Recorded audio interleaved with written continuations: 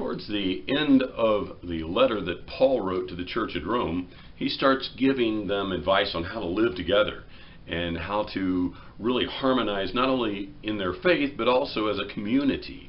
We understand that that church in Rome was made up of two groups of people. One was the Jewish people who lived in Rome, who had converted to Christianity, and others was the Gentiles, or the Romans, the pagans, who had converted to Christ. And they were worshiping together in various home churches, and of course occasionally together as a group, as was the custom in that day.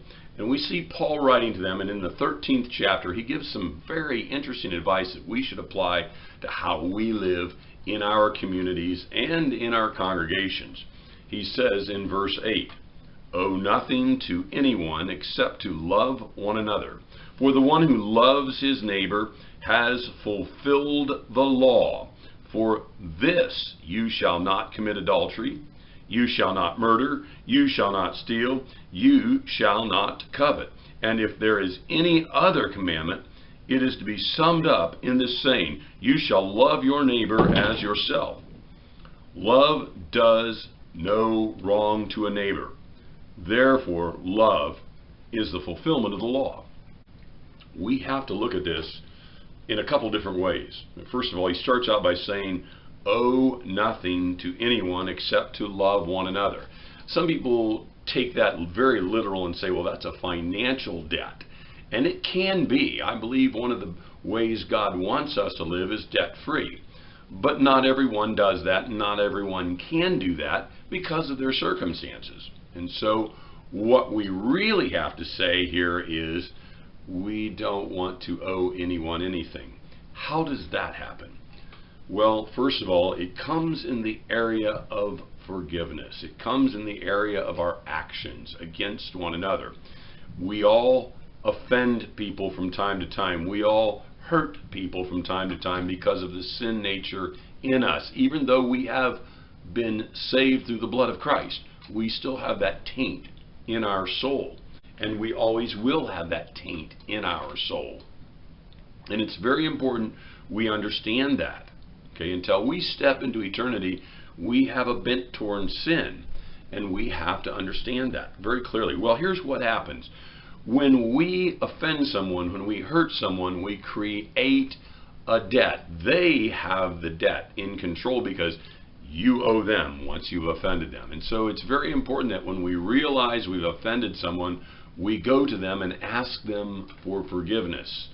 And if they're willing to forgive us, which the Bible commends them to, especially Christians ought to forgive other Christians, even as Christ has forgiven them, that's a very important principle of living.